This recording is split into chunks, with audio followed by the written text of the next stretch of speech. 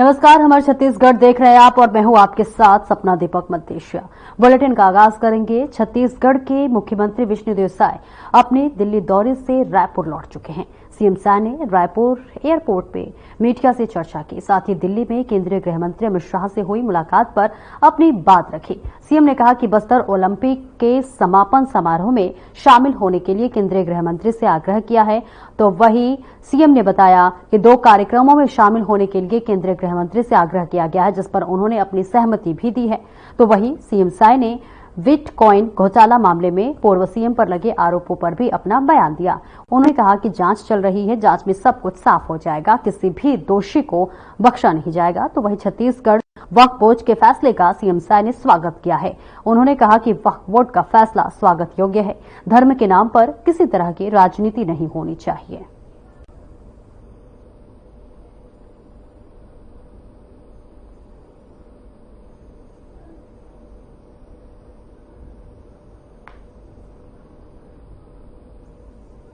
हम अभी 2 दिन के दिल्ली प्रवास में थे और कल माननीय गृह मंत्री श्री अमित शाह जी से भी मुलाकात किया और उनसे छत्तीसगढ़ में जो गतिविधियां हैं, नक्सलवाद के साथ जो लड़ाई लड़ रहे हैं,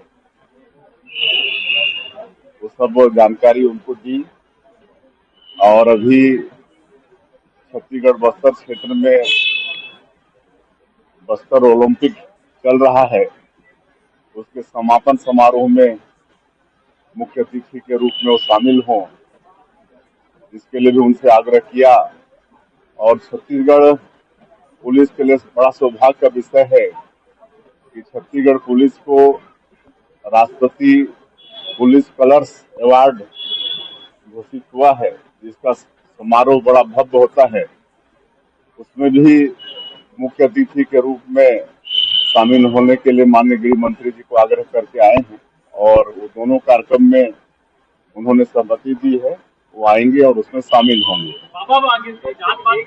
और कल केंद्रीय नागरिक उड्डयन मंत्री श्री राम मोहन नायडू से भी मुलाकात किया और उनसे जो प्रदेश में उड्डयन के क्षेत्र में जो आवश्यकताएं हैं, उनके विषय में अवगत कराया और बड़ी सार्थक चर्चा हुई है उनसे।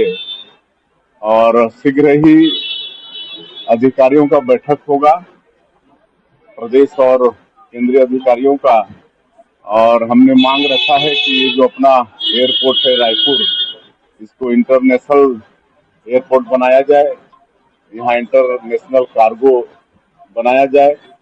और अभी पिछले समय माननीय प्रधानमंत्री जी अंबिकापुर एयरपोर्ट का इनॉग्रेशन किए हैं, तो वहाँ पर शीघ्र फ्लाइट चालू की जाए। तो आने वाले 15 दिसंबर से फ्लाइट चालू हो रही है, रायपुर से अंबिकापुर की फ्लाइट।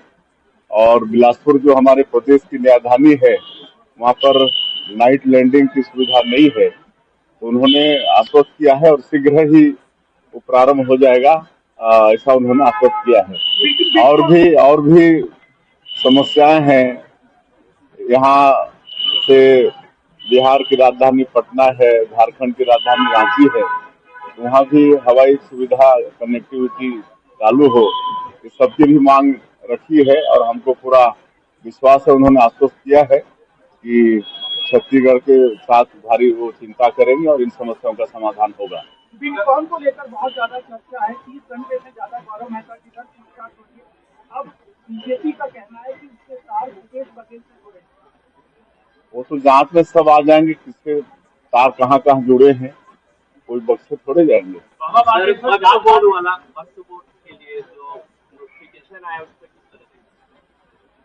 अब आदरणीय डॉक्टर सलीम राज जी हमारे वक्फ बोर्ड के चेयरमैन हैं और उनके निर्णय का हम स्वागत करते हैं। उन्होंने बिल्कुल सही कहा है कि जो धर्म का स्थान है, चाहे वो मंदिर हो, मस्जिद हो, गुरुद्वारा हो, गिरजाघर हो, वहाँ धर्म की बातें ही होनी चाहिए, वहाँ किसी भी तरह से राजनीति की बातें नहीं होनी चाहिए। यही हमारे वक्फ बोर्ड के चेयरमैन ने कहा है, जो कि बिल्कुल स्वागत योग्य है।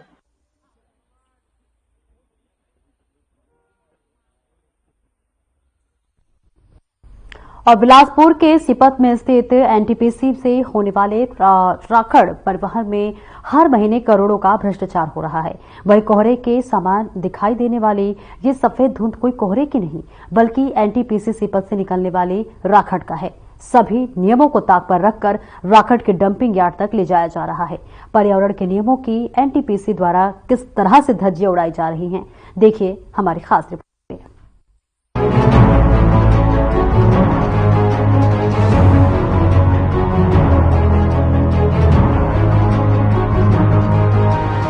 बिलासपुर के सीपत में स्थित एनटीपीसी से होने वाले राखड़ परिवहन में हर महीने करोड़ों का भ्रष्टाचार हो रहा है। तो वहीं कोहरे के समान दिखाई देने वाली ये सफेद धुंध कोहरा नहीं बल्कि एनटीपीसी सीपत से निकलने वाली राखड़ है। सभी नियमों को ताक पर रखकर राखड़ को डंपिंग यार्ड तक ले जाया जा रहा है। पर्यावरण के नियमों की एनटीपीसी के द्वारा धज्जियां उड़ाई जा रही हैं। प्लांट से रोजाना निकलने वाली करीब 600 ट्रक ओवरलोड होती है। ट्रांसपोर्टर और एनटीपीसी के अधिकारी मिलीभगत कर अपनी जेबें भर रहे हैं और दूसरी तरफ राज्य सरकार को करोड़ों के राजस्व का नुकसान पहुंच रहा है। ओवरलोड की आड़ में चल रहे भ्रष्टाचार के खिलाफ आंदोलन कर रहे क्षेत्रीय ट्रांसपोर्टर वेलफेयर एसोसिएशन सीपत ने कार्रवाई न होने पर उग्र आंदोलन की चेतावनी दी है। इस राखड़ में कई हानिकारक रसायन पाए जाते हैं जो हमारे सेहत के लिए हानिकारक होते हैं। नमस्कार, हर खबर छत्तीसगढ़ मैं लेके आया हूँ। एनटीपीसी का एक गांव है जो कि गतौरा से थोड़ा सा आगे में, जिससे राखड़ जो ये डस्ट निकल रही है, आप देख सकते हैं ग्रामीणों की खेत की हालत। और इसके जिम्मेदार यहाँ कौन है? या एनटीपीसी या इस गांव के सरपंच या कुछ जो गाड़ी का टेंडर पास किए हैं वो लोग। आप देख सकते हैं कि भारी मात्राओं में बड़े बड़े गाड़ियां चल रही है जिसकी कोई सीमा नहीं है। ओवरलोडों में 38 टन की पासिंग है और उसमें ये गाड़ी मालिकों ने करीब 60 से 65 टन के आसपास ओवरलोड भर के चला रहे हैं और ग्रामीण बहुत परेशान हैं। और मैं बताना चाहता हूँ कि आप गाड़ियां का देख सकते हैं, गाड़ियों को कि इतनी भारी भारी गाड़ियां, भरकम गाड़ियां जब ये रोड में चलती है तो रोडों की हालत बहुत बेहाल है। मैं आगे जाके आपको और भी दिखाना चाहता हूँ कि खदानों से जब गाड़ियां निकलती है जिसकी ये डस्ट उड़ती है और लोगों के सांस की समस्या, बहुत सारी तकलीफ गांव की लोगों के द्वारा बताई गई है। इसमें एनटीपीसी सीपत जो कि अभी अभी अपना 50वां साल बनाया है और उसमें कहा गया है कि पेपर के द्वारा कि ग्रामीण बहुत एनटीपीसी आने से बहुत संतुष्ट है। तो मैं अपने चैनल के माध्यम से बताना चाहता हूं कि ग्रामीण बहुत ज्यादा नाखुश हैं। ये जो डस्ट और फसलों को बहुत सारी नुकसान हो रहे हैं। कई एनटीपीसी के आसपास से 8 गांव आती है जिसमें से 8 गांव बहुत प्रभावित है इस डस्ट से। मैं इस खबर से मैं बताना चाहता हूं कि इसमें आगे एनटीपीसी का क्या पहल होना चाहिए इस 8 गांवों से। मैं एल्विन प्रधान, इस हर खबर छत्तीसगढ़ से। ये पड़ता है बिलासपुर मोक्का। और कौन से गांव के नाम से इसको जाना जाता है? ये गतौरा राग दोनों के बीच में है। अच्छा, ये जो एनटीपीसी का जो स्टोरेज किया जा रहा है राखड़ों का, इसकी वजह से जो आने जाने वाले लोगों को प्रॉब्लम होती है? बहुत ज्यादा दिक्कत होता है। आँख पे उड़ता है डस्ट और आने जाने में बहुत समस्या होता है। सांस में मतलब फूल जाता है। ऐसा बहुत सा ग्रामीणों को समस्या मतलब है। प्रॉब्लम है इसके लिए। बिल्कुल। तो अच्छा, कुछ दिनों पहले इस रास्ते में आने जाने वाले व्यक्तियों के सुनने में आया था कि 2 लोगों का एक्सीडेंट में हाँ, मृत्यु हो गई थी। हाँ, ये उसके बारे में कुछ बता पाएंगे भाई? नहीं, वहाँ अभी 15 दिन का घटना है।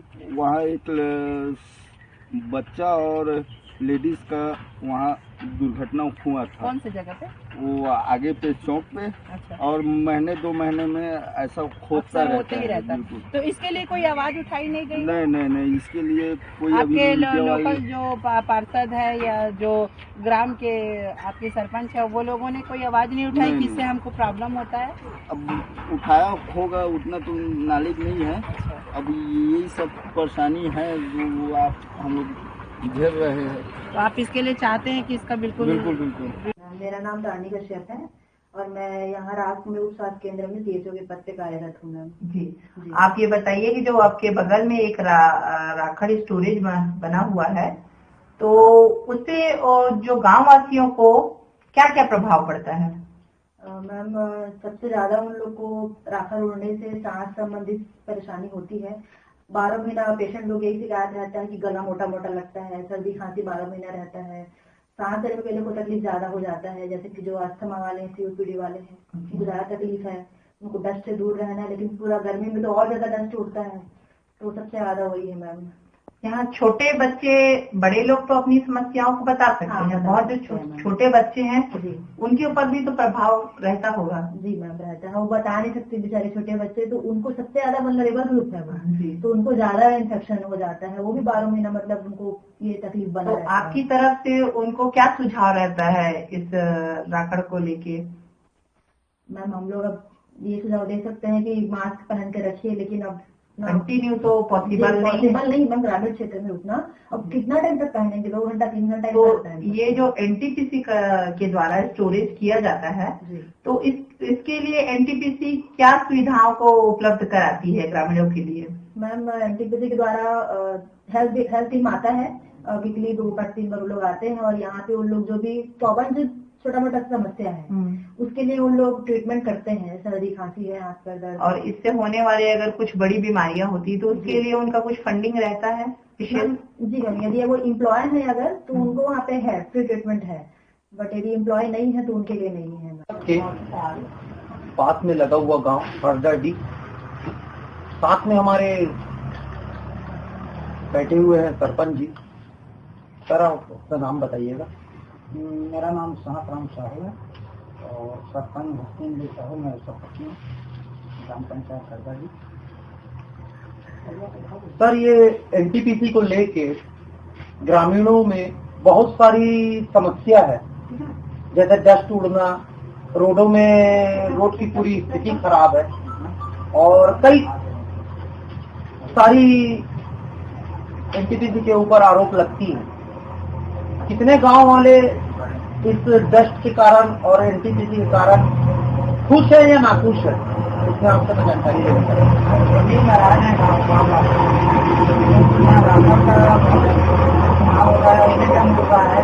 गरीब लोग भी परेशान है, सभी जनता परेशान है राखड़ के लिए। और रोड में गाड़ी चला रहे हैं, जगह जगह रोड को भी तोड़ रहे हैं, बड़े बड़े हाईवे चला रहे हैं और विकास के लिए रिपेयरिंग भी नहीं करते हैं लोग। तो आप लिखित में शिकायत दिए थे क्या एनटीपीसी को? लिखित में कई बार शिकायत दे चुके हैं और उसके बाद भी कोई सुनवाई नहीं हो रहा है। और बीच में सुनने में आया था कि गतौरा के पास कुछ बच्चे और कुछ महिलाओं का एक्सीडेंट हो गया था जिसमें उनकी मृत्यु हो गई थी। हुआ था। इसमें आपकी जानकारी है क्या आपको? हाँ, उस टाइम जानकारी था, गए थे हम लोग। और यहाँ जो ये बड़ी बड़ी गाड़ियां चलती है, जो हाईवा है, ओवरलोड होके जाती है, इसमें जो डस्ट निकल रहा है एनटीपीसी का, जो डस्ट डंप होके गाड़ियों में भरता है और गाड़ियों से रोड से किनारे किनारे जो जमा हो गई है, उसमें ग्रामीण कई लोग एक्सीडेंट भी हो चुका है, सुनने में ऐसा आया था। तो आप क्या इसमें कार्रवाई करवाए हैं? इसमें एनटीपीसी को कुछ लिखित शिकायत दिए थे क्या? ये कई बार दिए थे। अच्छा, इतने लोग ध्यान नहीं दे रहे हैं। चाहे यहाँ का आस पास का भी नेता लोग आए ना, वो अपना आगे बढ़ जाते हैं, आगे बढ़ के वहीं निपट लेते हैं हम लोग। अच्छा। तो ये कितने गांव है जो एनटीपीसी के आसपास है, कितने गांवों में ये समस्या है? ये अपना यहाँ तो 15-20 गाँव है। मतलब 15-20 गाँव है। हाँ, इस समस्या से घिरे हुए हैं। अच्छा अच्छा अच्छा। और इसमें तकलीफ कितनी होती है? ज्यादातर में खाना पीना के भी परेशान होते हैं। क्या है, दूर कर आकर घर घर में घुस जाता है। खाना बनाने हैं उसमें भी दूर कर हो जाते हैं। खाना भी फेंकना पड़ता है, इसे लग जाता है, पका हुआ खाना को फेंकना पड़ता है। अच्छा। खा नहीं पाते हैं। और इसमें सांस लेने में कुछ तकलीफ होती है? बहुत तकलीफ है। नाक मुंह में गर्दा घुस जाते हैं। आँख में पड़ता है तो आँख फेंकना कर सकता है। अब देखना ये होगा कि उग्र आंदोलन की चेतावनी के बाद प्रशासन की तरफ से क्या कदम उठाए जाते हैं। Bureau report.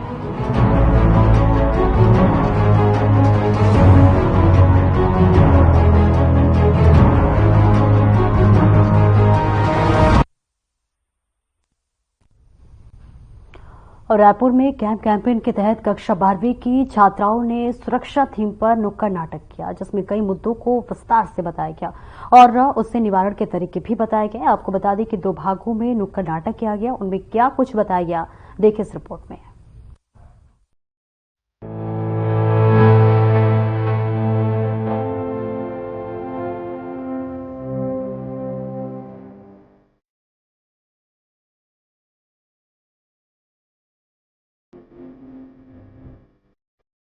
रायपुर में गैप कैंपेन के तहत धनपुरी के जागृति नगर में पार्षद कार्यालय के पास कक्षा 12वीं के छात्राओं ने सुरक्षा थीम पर नुक्कड़ नाटक किया। नुक्कड़ नाटक के पहले भाग में छात्राओं ने साइबर फ्रॉड के बारे में विस्तार से बताया। साथ ही इससे बचाव के लिए साइबर सेल और हेल्पलाइन नंबर 1930 के बारे में भी विस्तार से बताया गया। नुक्कड़ नाटक के दूसरे भाग में बालिकाओं ने स्कूल के रास्ते में लड़कों की छेड़छाड़ और रोज परेशान करने के मुद्दों पर नाटक प्रस्तुत किया। वही बताया गया कि अगर ऐसा किसी के साथ हो तो वो कैसे पिंक टीम और 112 की मदद ले सकते हैं। इस बारे में छात्राओं ने विस्तार से नाटक के माध्यम से बताया। रायपुर राजधानी के हम लोग बनपुरी में मौजूद हैं। बनपुरी के में बच्चे रूम टू हिट एक संस्थान है, उसके द्वारा यहाँ पे कार्यक्रम रखा गया है जिसमें हर कदम बेटियों के साथ, यानी कि आप देख रहे हैं कि गवर्नमेंट का एक योजना भी चल रहा है, बेटी बढ़ाओ बेटी पढ़ाओ, लेकिन अब देखना होगा किस तरीके से योजना में अमल हो रहा है। मिल के बढ़ाएंगे कदम करके हमने जो नारा लगाया था, अब बेटियों के साथ क्या व्यवहार हो रहा है, क्या दुष्कर्म हो रहा है, अब देखना होगा किस तरीके से ये जो व्यवस्था इनके लिए बनाई गई है वो कैसे चल रहा है। अगर हम बात करते हैं आज के जमाने में सोशल नेटवर्किंग बहुत एक्टिव है। सोशल नेटवर्किंग में अगर हम बात कर ही रहे हैं तो इंस्टाग्राम, फेसबुक और ट्विटर ऐसे भी ऐप्स मौजूद हैं जिसमें लड़कियों का सबसे फेवरेट ऐप होता है वो इंस्टाग्राम, जिसमें फिल्टर डाल डाल के लोग वीडियो बनाते हैं। उसके साथ क्या शोषण होता है, कैसे हैक होता है और किस तरीके से बेटियों के साथ क्या दुष्कर्म होता है, जिससे कई बच्चों का पढ़ाई से भी वंचित होता है और कई आत्महत्या करते हुए नजर आते हैं। अब देखना होगा उससे बचाने के लिए किस तरीके का ये जो रूम टू हिट का जो संस्थान है कार्य कर रहा है, क्या सिखा रहा है बच्चों को और कैसे लोगों तक मैसेज पहुंचा रहा है कि इस चीजों से दूर रहना है और अपने अकाउंट को कैसे आपको बचा के चलना है। अब जो बच्चियां जो नुक्कड़ नाटक के माध्यम से सिखाए गए हैं वो कह रहे हैं कि जिस तरीके से अगर हम चाहें तो बच्चियां स्कूल जाने में सेफ नजर नहीं आ रहे हैं और पढ़ने में भी देखा जाए तो जो जाने आने का दूरियों में उसमें भी सेफ नजर आ रहा है। जो बच्चियां नुक्कड़ नाटक के माध्यम से यहाँ पे सिखाए हैं और जो लोगों को मैसेज है उनसे हम सीधे बात करने का चाहते हैं कि वो क्या सिखाना चाह रहे हैं और लोगों को क्या मैसेज देना चाह रहे हैं। बेटा क्या नाम है आपका? धनेश्वरी साहू। क्या मैसेज देना चाह रहे हैं इस नाटक के माध्यम से? इस नाटक के माध्यम से मैं सभी को मैसेज देना चाहती हूँ कि वो हमारी माँ, बहन, बेटियों को सुरक्षित रखे। अगर वो सुरक्षित रहेंगे तो हमारा देश सुरक्षित रहेगा, जिससे हमारे देश का विकास भी होगा। इन्हें समझ सकते हैं बच्चियों को जिस तरीके से नाटक से समझाने की कोशिश की जा रही है, यानी साइबर सेल हो गई है या फिर 112 नंबर हो गया, ये ऐसे नंबर जो है जो इनकी सुरक्षा के लिए जमाते हैं और भी बच्चियां बने उनसे भी जानने की कोशिश करते हैं। बेटा आपसे छोटा सा सवाल है, जो बच्चियों की सुरक्षा को लेकर आपने नुक्कड़ नाटक किया किसके द्वारा किया है और ये कौन सा योजना के तहत या किसी संस्थान के तहत या फिर किस चीज से ये जो नाटक आप लोग कर रहे हैं और इससे मैसेज लोगों तक पहुंचा? हमारे स्कूल पर बहुत सालों पहले से मतलब रूम टू रीड द्वारा ये कार्यक्रम किया जाता था और उसके माध्यम से हम जागृत हुए हैं और वह जीवन कौशल सत्र हमें बतलाती हैं, सिखाती हैं, जिससे हम इतने समझदार बने और इतने जागरूक बने। बेटा क्या नाम लिखती है? पायल। पायल जीवन। क्या हाँ, सर। समझाना चाह रहे हैं नाटक के माध्यम से? हमारी सुरक्षा के लिए समझाना चाहिए। क्या समझ? इंटरनेट हाँ। फ्रॉड के बारे में समझाया गया है। हाँ। अगर वो अगर मान लो किसी कारणवश हम फंस जाते हैं तो कैसे बचें उससे? किसी विशेषज्ञ व्यक्ति को बताएंगे और इस बताने के बाद अपने अगर नहीं होगा ना तो बताने के बाद साइबर क्राइम नंबर को ना कॉल करेंगे। सीधी तौर से बताया गया कि साइबर सेल का नंबर एक दिया गया है या उससे दिया गया, उससे बचाया जा सकता है। बेटा सुनिए, क्या नाम लिखती है? नीतू सिक्का। बेटा अगर गलती से मान के चलो आपने पर्स लिया है ना, किसी लड़की के साथ आपको या छेड़खानी हो रहा है, उस समय में आपके आस पड़ोस कोई है भी नहीं, कैसे आप? हम अपने पॉकेट में या जेब में एक सिक्योरिटी अलार्म रख सकते हैं जो बहुत छोटा सा आता है, उसको हम लोग बजाने से बहुत दूर तक आवाज पहुंचता है। और हम लोग पेपर स्प्रे वगैरह अपने बचाव के लिए भी रख सकते हैं पॉकेट में। मैंने समझ जाए कि बच्चियां जो है संभल चुकी हैं और अपने आत्म सुरक्षा के लिए हर वो हथियार लेके चलना चाह रहे हैं। वही नाटक के बाद भनपुरी के पार्षद टेशु नंदकिशोर साहू और पूर्व पार्षद कृष्णा साहू ने छात्राओं की प्रस्तुति को खूब सराहा। साथ ही शिक्षक उत्तम ने भी कार्यक्रम की सराहना की। इसके बाद नुक्कड़ नाटक के साथ ही छात्राओं ने गैप कैंपेन के सॉन्ग पर डांस प्रदर्शित किया। समुदाय के लोगों ने इस प्रदर्शन का आनंद लिया। ये आज की ज्वलंत समस्या है और ऐसा होता है अक्सर, प्रायः हो रहा है। साइबर फ्रॉड किसी के साथ भी हो सकता है, ये बात सही है और हमको सतर्क रहना चाहिए। खासकर हमारी बेटियां जो सोशल मीडिया को यूज कर रही हैं, उनको थोड़ा सतर्क रहने की आवश्यकता है। जी थैंक यू सर। मेरा नाम उत्तम पवार है और मैं इन बच्चियों का टीचर हूँ। Doctor Shyama Prasad Mukherjee higher secondary school जो कन्याशाला है, वहाँ पर मैं व्याख्याता हूँ। नहीं, बच्चों को अच्छा लगा नाटक। अपना WRS स्कूल के बच्चों द्वारा नुक्कड़ नाटक जो कार्यक्रम किए हैं उसमें बहुत ही एक अच्छे मतलब शिक्षा पद था और उसके लिए मैं तो सभी बच्चों को बधाई देता हूँ और धन्यवाद, और हमारे शिक्षकों को भी मतलब बधाई देता हूँ कि इस नुक्कड़ नाटक को जो करा किए हैं और एक समझने के लिए है छोटे बच्चे के लिए, इसके लिए बहुत बहुत धन्यवाद। जिस तरीके से तो बच्चे समझाना चाह रहे हैं, क्या वो समझ में आ रहा है लोगों को? हाँ नहीं, जैसा बता रहे हैं वैसे तो समझ में आ रहे हैं बच्चे लोग को। परिस्थितियों में बच्चियों को स्कूल जाने में क्या समस्या हो रही है, लोगों से जो उनके साथ जो छेड़ाछाड़ी हो रही है, क्या समस्या हो रही है, जो आज नाटक के माध्यम से वो लोग दिखाना चाह रहे हैं, ये हर जगह का समस्या। हाँ नहीं, इसको तो सभी जगह दिखाना चाहिए और सब क्या संदेश देना चाह रहे हैं और किसके माध्यम से? तो ये रूम टू रीड में बालिका शिक्षा कार्यक्रम चलता है, जिसके अंतर्गत अभी GP कैंपेन चल रहा है जो कि 14 नवंबर से लेकर के हम 25 नवंबर तक मना रहे हैं। इसके अंतर्गत हमने भनपुरी एरिया में एक नुक्कड़ नाटक किया है। इस कार्यक्रम के अंतर्गत इस एरिया में सेफ्टी इशू था। इस बार का हमारे कैंपेन का थीम भी था सेफ्टी। तो सेफ्टी के ऊपर में लड़कियों के दैनिक जीवन से संबंधित जो भी इनके साथ घटनाएं होती हैं, जैसे रास्ते में छेड़छाड़ होता है या ऑनलाइन फ्रॉड होते हैं, जो कार्यक्रम ये लोग किए हैं, क्या उससे लगता है कि समाज में सुधार आएगा? हाँ बिल्कुल, क्योंकि बहुत सारे लोगों को ये सारी चीजों की जानकारी नहीं होती है। हमारे कम्युनिटी, हमारे पेरेंट्स, इनको सारी जानकारी नहीं होती। चाहे वो पिंक गश्त का नंबर ले लें या इन्होंने हमें साइबर सेल का नंबर ले ले। हम जब अगर ऐसी सिचुएशन आती है तो हम बहुत ज्यादा घबरा जाते हैं, हमें समझ नहीं आता है कि हम क्या करें। राज्य में जागरूकता को लेकर निरंतर नुक्कड़ नाटक किए जाते हैं, जिनसे लोगों को प्रेरणा मिलती है और कई तरह के अपराधों के खिलाफ आवाज उठाने की हिम्मत भी। गैप कैंपेन के तहत भी नुक्कड़ नाटक के जरिए लोगों को जागरूक किया गया। इसमें सराहना करने वाली बात यह है कि खुद 12वीं की छात्राओं ने सड़कों पर उतरकर ये मोर्चा संभाला। Bureau report.